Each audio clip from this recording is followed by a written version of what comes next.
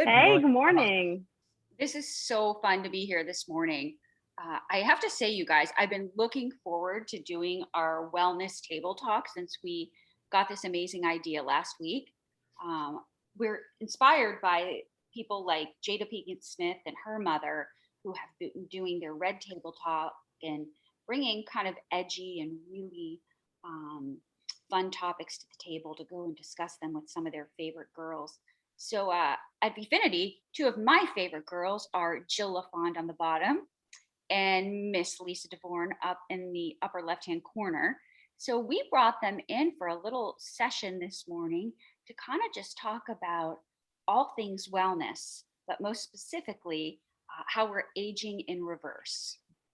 So if you're listening to this today, one thing we always talk about together is the importance of our health and our goals collectively, not having the ailments or experiencing the health pains that our parents have faced in recent years. Jill's parents are a little bit older than mine. They're up in their 80s, right, Jill? Yep. My mother is 68 and my dad is 75, and both have some pretty serious health issues. So for us at this age, we see what it means to care for aging parents. We experience the heartbreak that comes along with that and the time that's required. And we're sitting here asking ourselves, what can we do right now so that we don't end up there? So this is the premise of our conversation today.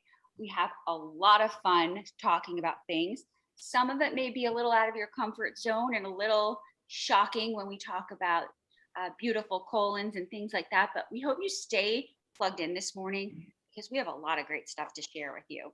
So without further ado, I am going to introduce the topic of Jill's beautiful colon.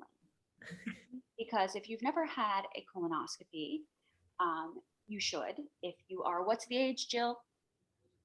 Well, it was 50, but they've just revised that down to 40 now. So, I mean, And you know why it's down to 40? Because colon cancer rates are up. Because everyone's not eating their greens.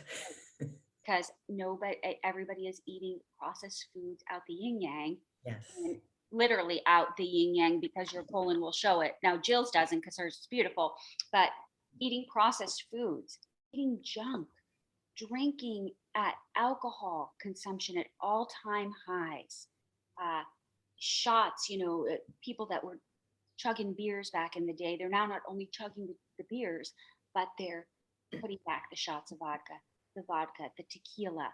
And this all has a major effect on our digestive tract, especially the colon. So the colon is the one place where what you're doing, it doesn't lie. It like holds your deepest, darkest secrets. Your colon will show the very wrath of your diet. So now we apparently need to go for a colonoscopy at 40, which I do think is great. But talk about your experience, Jill, for any person out there, male or female. You can talk about your husband because I know you guys had them within days of one another. What brought you to do a colon screening this year? So, when I was 47, my doctor started talking to me about I was going to get it done at 50. And I'm like, yeah, probably not. I actually had two friends who within, I don't know, like a couple, years of me turning 50, their colons had become perforated, not during the colonoscopy, but at some point after. And that's a very low risk thing that happens. But in my mind, I was terrified. I was absolutely terrified. So I was 7 years late getting my first colonoscopy, which is not good. And I don't think I really realized how significant it was going to be until they actually provided pictures of my colonoscopy. Marty had one done, 5 years ago. This was his second that he just had done last week when I had mine done. But they actually gave me pictures of my colonoscopy. They started my sedation at 8 a.m. I was in recovery by 8:23. And I'm waking up, I'm like so alert, right? It was pretty fast. And I'm looking at my colon and honestly, it is beautiful. It is pink and healthy. Mind you, I had seen pictures of what unhealthy colons look like. I just figured they all would look that way. If you look on the internet for pictures of colons, the ugly ones come up. I mean, I learned about diverticular disease, which I didn't understand, where pockets kind of form in your colon walls because they become weak, and then those pockets can become infected. We've probably heard of people with diverticulitis. Stuff can start leaking and seeping. So I went from the person who was 7 years late getting her first colonoscopy done to now I feel like I need to tell everybody, like, you got to do this. And that's what everyone always said to me. Oh, it's a breeze, it's going to be fine. But when you're terrified of having something done, it doesn't matter what someone says to you about how important it is. But the thing that we can't do is, like, on the outside, we can see our health a lot more, right? You can't see the inside of what your colon looks like. And so many diseases are the result of what's going on in our colon. So yes, my colon's beautiful. I love it. It's perfect. I have the perfect colon. I don't have to go back for 10 years, which is awesome. So if you've not had your colonoscopy done and you're afraid and you're worried and you're scared, it really was a breeze. Lisa kept saying, you're going to be fine. You're going to be fine. It really was not that big of a deal. Anyway, so that was my experience. I love that. And I love that you have the courage to share that with us, because I think there is a stigma attached sometimes to talking about anything that, is with your butthole. And I don't know, Lisa's laughing, but we just need to break that stigma down, because the last thing anybody wants to get is any type of a colon cancer. And we can take that even to a more serious issue with colon cancers at an all-time high. We've seen them in some of our friends' parents. I'm in the 40-something group. We've seen people in their late 30s have colon cancer. And you know what? You don't want to end up with the rest of your life carrying a bag around because sections of your colon had to be removed. So right. let me ask you this, Jill. What do you think led to you having this beautiful colon? So, I got really focused on wellness about 14 years ago when my blood pressure and my cholesterol were climbing. And my doctor's response to me was, well, you don't have to worry about that. We'll just give you a couple pills and that'll take care of that. So I really, up until that point, I had this mindset like, oh, it's my body's amazing. Whatever I put in is just going to process it. And that's dumb. And I think a lot of people, because they haven't taken the time to really educate themselves on how our body processes the things we ingest. So I started becoming a student of wellness. Of course, my weight's been up and down my whole life. It only got worse as I, got toward 50, and then into my 50s. And then the past, several years, I really got focused on, getting 25 grams of fiber a day. That's minimum for a woman. Men, 61 grams of fiber a day. Not to turn it back to our products, but if you're doing our V2 greens and our V1 smoothie, that's 10 right there. I mean, that's huge. Throw in a handful of strawberries, you just got another 5. It's not that hard. So, we talked about, so Marty had his colonoscopy done the week before me, and it's not as healthy as mine. And so he's like, okay, so let me try that greens. Like, the greens have been in my house now for 3.5 years, right? Like, let me try it. I've been slipping into Jack's smoothies. He doesn't know. I hope he's not listening in the other room, because it's just so easy. It's not that hard. I literally now in my closet, I went through everything we have, and I've written with a big Sharpie, like like here's my greens and there's my 5. Everything in my pantry now has the fiber identified easily, so that okay, these nuts might have 2, but the almonds have 5. Let me grab the almonds, because I want to make it easy for everybody here to get focused on. And I want to teach Jack this now, right? Like, Jack's lost 31 pounds in the past year. No, he looks amazing. And how old is your son? He's 18, He's right? 18. He's 18. And no one at 6'4", no one would have looked at him and thought he looked heavy, but it was how he felt. Yeah. By introducing, he does the dose, he does the V-biotic, he does the V3. He loves the V1 smoothie. We've been experimenting with all that. I mean, he's lost 31 pounds, and he would tell you, like, it's not like he's knocked off the cookies and the cake. Right. He's eaten between like 11 to 7, 11 to 8. So, I mean, he feels empowered. So I want him, Marty's family's history, they all have diverticular disease. Okay. You don't talk about this till you get your colonoscopy pictures back. And he tells his sister, she's like, yeah, I've got it too. His dad has it. I mean, these are such simple things that we can do, simple choices we can make that have a huge impact. Yeah. So And I think that's oh, something I think people don't always talk about, right? You keep it kind of quiet, so you don't even know other people have this in your family necessarily. So right. that's the scary part too. And I think it's fabulous that Jack lost 31 pounds without really trying, right? Just changing a Yeah, couple things and Just he's using doing that so much. education to his advantage. That yeah, education, I always say, we have a little section up on our website now, that, it's all about life altering education. This is a lifestyle. It's about lifestyle changes. It's not about selling products or pushing products. It's about teaching people how to feel better about themselves, we always say to take back control, but it really is. But what you don't know, you can't take control of.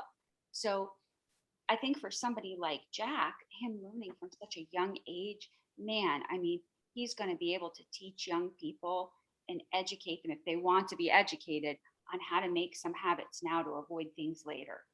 And yeah. the one thing I wanted to add in there was it's the mentality that we have gotten accustomed to that, okay, it's diverticulitis. Well, my mom has it, my sister has it, now I have it, and we just accept it and we take medicines. No, we are not accepting Right. it. We are aging in reverse. I say, I am defying the odds. So, Lisa, what's your little tagline if you have one? Oh, tagline. I Quick don't, pressure. Well, we'll give you one next time. Um, okay. Actually, she started the aging in reverse thing. Yeah. I mean, well, because okay, look at her. I will say, I just got a text yesterday from a friend who told me I look like I'm 40 you do. and I I'm just got 18 on. years older than that. All right, so tell us about your blood work because we had a really interesting talk with you last week about your blood work. Yes. And I just had my blood work checked. So I went to the doctor, right? Because now I'm really into health too. And so I said, check everything insurance will cover, right? Yes. So I wanted everything, like 17 vials, I think it was.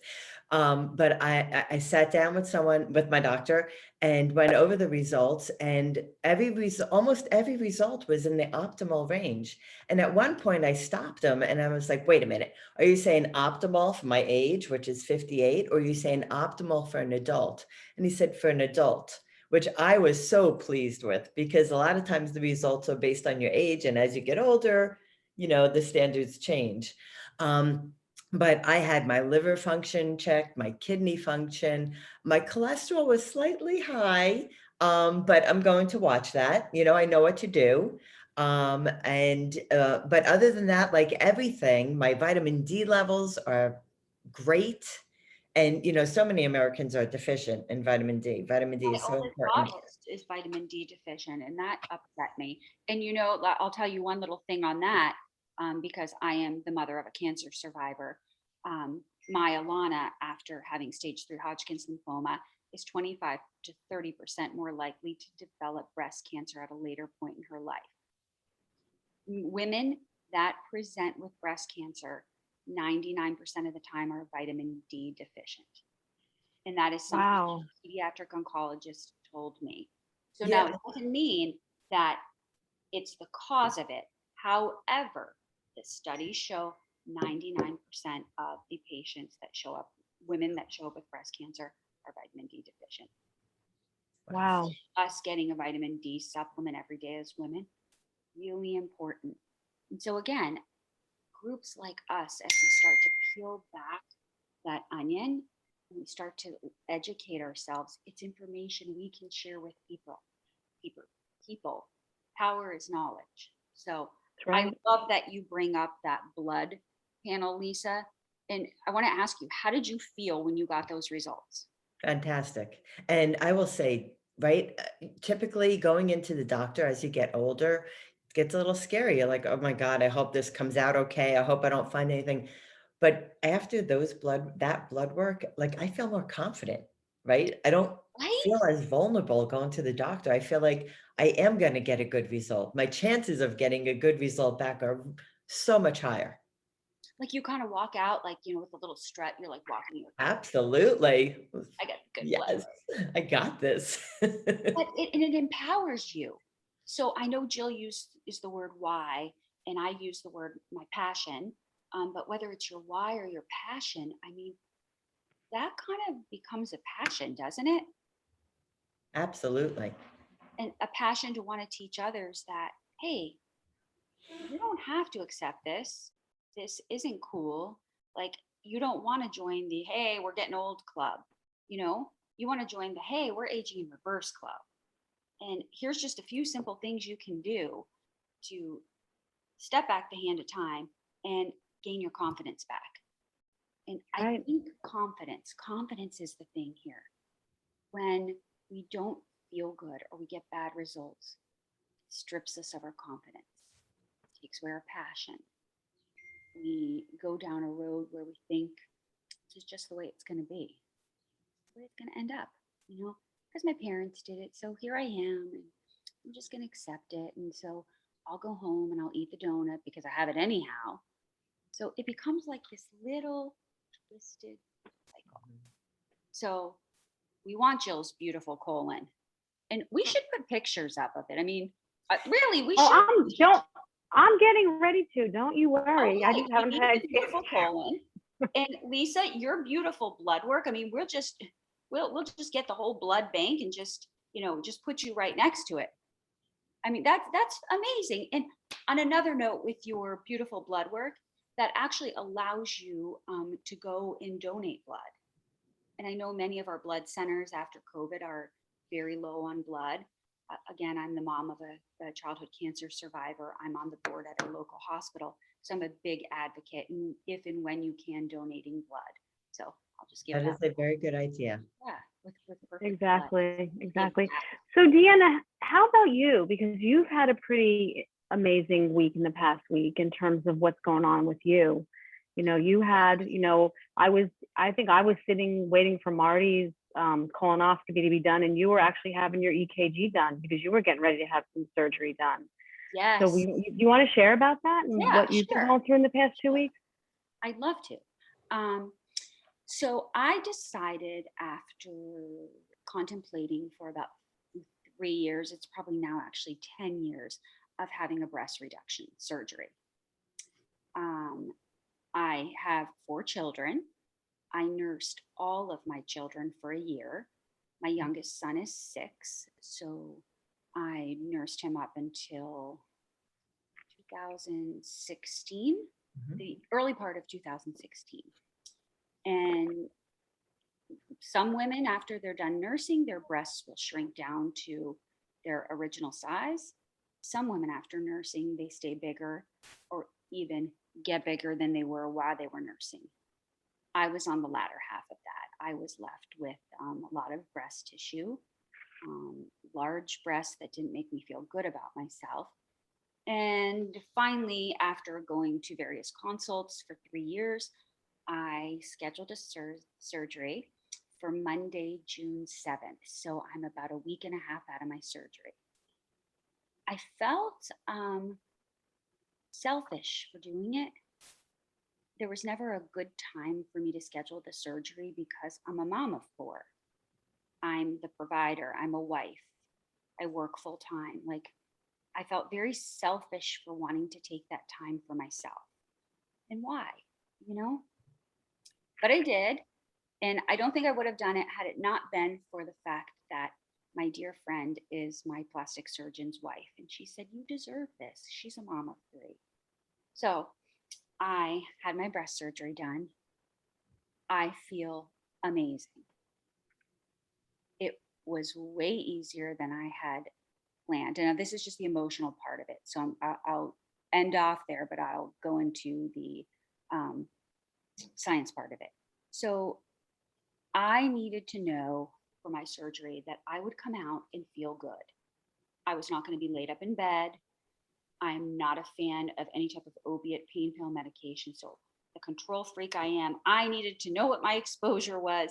I needed to get in there. So I was going to set myself up to be the healthiest person I could going into it.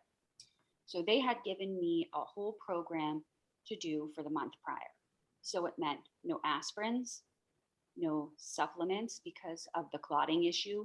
They want your blood to clot properly, and some supplements will affect that during surgery. They wanted me to drink a gallon of pH water per day. of 9 or higher to make my body really alkaline. And they wanted me to eat very cleanly. So that meant grass-fed meat that's high in iron, seafood that didn't have a lot of mercury, lots and tons of leafy greens. So the V2 greens just gave me that added boost every day. One scoop, I threw it in, shook it up, and then I'd have a lot of salads too. Superfoods, the V2 greens had that. Smoothies. So the morning I went up to surgery, I had my EKG, passed with flying colors. My blood pressure the morning of my surgery was perfection. It was like 124/82. I went into it. I was under general anesthesia for 4.5 hours. They removed from each of my breasts about 1.5 pounds of tissue. Wow. Breast tissue. And I could tell you because I was getting ready to carry them around in a wheelbarrow. I was at a point where maybe I didn't need a bra anymore and I needed the barrel. I mean, there's a lot of people out there like that. So I'm just going to be honest. I don't sugarcoat anything. So when I came out of surgery, of which I have no recollection, they said I immediately came out of anesthesia, which impressed them. They said my ability to get back up and recover, to go to the bathroom, to urinate, was almost immediate. I ate immediately. So they told me this all then at that point that I didn't remember. So the next day when I went in to have my drains taken out, the doctor and the anesthesiologist came down from the surgery center to talk to me because they wanted to ask me what I did. They said I was one of the very few patients that they see this happen to. And I said, I followed your rules. They're like, followed the rules? I was like, yeah, I followed the rules. And they were like, oh, because I guess they give these rules, but they said nobody ever really follows them. So I said, well, I took those rules and I take my health seriously. And I wanted to come out of there, in the best condition I could. They said most people, it takes them coming out of that type of anesthesia, an hour or two to wake up. Will take them another hour to try to urinate. And they said most people drink a lot of alcohol leading up to it. They have to do things on the table to help clot their blood. They have to do things now that marijuana is legal in lots of the states. This is a really interesting thing. And I don't know if I told you guys this, but if you are somebody who is using recreational marijuana on a regular basis, it inhibits your body to take in the pain medication from anesthesia properly. So they actually have to up the anesthesia so that you don't feel pain. So I was like, wow. But they were really marveled at the way I woke up. And I said, I did the healthy stuff. I live a clean life. So next day I go back in again and they were all celebrating me. And now everybody was asking me. I brought B2 greens for them. I brought the dose because right afterwards I was able to get back on taking the dose. And everyone's like, wow, we want all our patients to come out like Deanna. But I guess it becomes a serious problem at their surgery center because if you are not the first surgery and you're the second and the third, and you have somebody that's not recovering, those surgeries end up getting pushed back. So think about your parents who go in for surgery. When you get a surgery pushback, a lot of times it's this, they're bleeding out on the table. So just some food for thought. So I know it's not all about me, but I'm sharing this because you're going to need something at some point. This is just another way your good health can, get you a great result in life. So to all my ladies out there, and maybe even some of my men, I know men who have had breast reductions. If you don't feel good about yourself, you don't have to justify spending money on yourself. You don't have to do like I did for years, thinking I wasn't worthy of it, that this was just the way it was going to be. So this morning, I tried on a bikini top for the first time since my surgery, and I bawled. And I'm going to try to not cry saying it, but I cried my eyes out because it didn't look distorted. I fit in a top. And for the first time, people aren't going to make the comments, oh, look at those big boobs. You don't realize sometimes what you say to people that you think don't hurt, but they really hurt a lot. And so I was always somewhat ashamed to put a top on. And so this summer and another 2-3 weeks when I can finally get out there, I mean, just when you do things for yourself, whether it be your health or just something that's been bothering you, the difference it can make makes all the difference in the world. So if you're listening to us today, take charge of your health.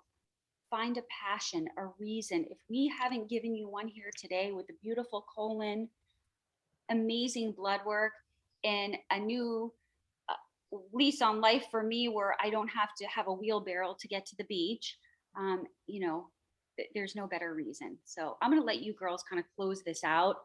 I feel a little emotional about my bikini experience, but it really Yeah, I want to say this is something that, I want to shout from the rooftop to people, because I feel like there's so much confusion out there, and this is so simple and it's scientifically based, and it doesn't break the bank, and it's not something that you're going to put the weight back on. And the weight is kind of secondary, right? We talk about that all the time.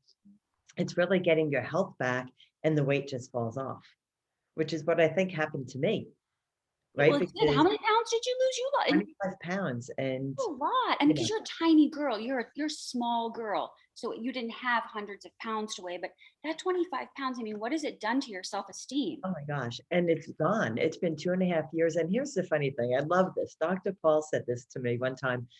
I had said during the pandemic, we were talking, and I really just put on a few pounds, but not the 25 that the average American put on. And he was saying, just think, if you didn't start this plan, I was putting on 2 to 3 pounds a year. Oh, So I would be 6 or 8, 9, 10 pounds heavier than I was if I did not do this plan. But this plan is so simple, and makes sense. So I'm just so grateful, because I want to get ahead of the game. I do not want to be on prescriptions. I do not want to go down that rabbit hole. I want to be able to enjoy. I've worked, raised my children. They're 23 and 26. They're on their own. I want to now enjoy. there And I you feel go. like I can. There Yes. you go. Awesome. You want to go out Awesome, with Lisa. me. You don't want to be my mother. My mother's 68. My youngest sister is 29. Right when my sister graduated college and they were ready to go and live life, all their health issues came into effect. So for the past 10 years, they've been battling health issues. We want each of you listening today. We want you to have a long life with your family.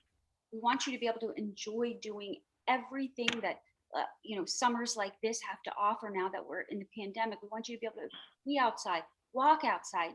There's nothing more important than your health. Put down the junk, the food. It becomes like such a habit where it's ingrained in our culture. Well, we have to do barbecues. Well, I can't just eat one hamburger. I have to eat the hamburger, the hot dogs, everything. You know what? Just start with us. We can help you. We'll simplify it for you. It doesn't mean that you have to give up all the things you love in life. You don't give up anything. You only gain. So, I'd like to just add that, the thing about, I think, Lisa, you touched on it.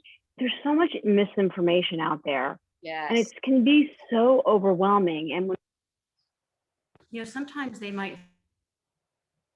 We can't hear you, Jill. I'm trying to figure out what's going on.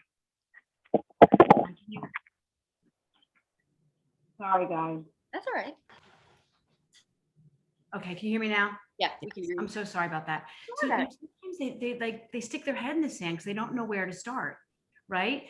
So the thing that I love about this wellness community and this club, right, that we've built is, people can come in and they can participate actively. They can watch us because we do the Facebook Lives. We do things that it's really truly wellness your way, right?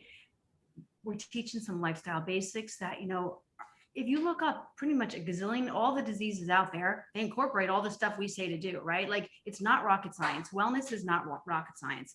Decide which products, might make it easier to do those things. And then we provide the support, we provide the community, we provide the way that people can, over time, build their education, their knowledge base. And then, maybe like Lisa and I, you get so passionate about how much it's helped you, or your friends start asking, well, what the heck did you do? Well, let me show you. And now suddenly it's this win-win where you're helping each other, you're creating a little income. It couldn't be more fun. I mean, I'm having so much fun, and I'm taking care of my health, my family's health. So that's the thing I would just say. And there's no greater gift than that. And I love that. So I love you guys. Thank you. I can't wait for us to do this again next week. Absolutely. And next week, we're bringing out the picture of the clean colon, the beautiful colon. And next week, once I'm a little more healed, I'll stand up and spin, and you can see my new. Great. Sounds great. Come on, we gotta make it fun here, girls. Like, if we're gonna do this, we have to bring it on. Okay. Absolutely. So I know you guys are a little more conservative than me, but there's I always am, not Jill. there's But always maybe I'll fun pull in out, there. you know, before Jill went for her colonoscopy, I was telling her, I was like, the colon's beautiful. You'll see it's beautiful. Do you remember? And you were like, yeah, I don't think so. I only remember you telling me it was a breeze. I didn't remember the Oh. beautiful part, but when I saw those pictures, that was the first thing it is beautiful. I was gonna do some posts with not pretty colons and my colon, because most of the pictures out there, they're not pretty. They're just full of shit. And some of them really are though. They're really full of shit. Like, do you know, like, you're covered up when you go in there, right? Yeah. So like, you don't even know what they're doing. Yeah, I know. No. Exactly. Yeah, Exactly. just leave me covered. Do what you need to do, but leave me covered until you do it. So Exactly. It's a Yeah. breeze. It's really a breeze. literally, it's a breeze. It is. This was fun, girls. Thank you. All Thank right. you. Love you, girls. Thank you so much. And we'll catch you next Thursday. Yeah, sorry I messed up that little part. Oh, there's no messing up here because we're perfectly imperfect. Okay, If good. somebody's looking for perfect, this is not here. So, Yes. all right, signing All right. off. Thank you, All right. everybody. I hope anyone who's listening that you've enjoyed this today. Thank Thank you. you. Bye. Okay.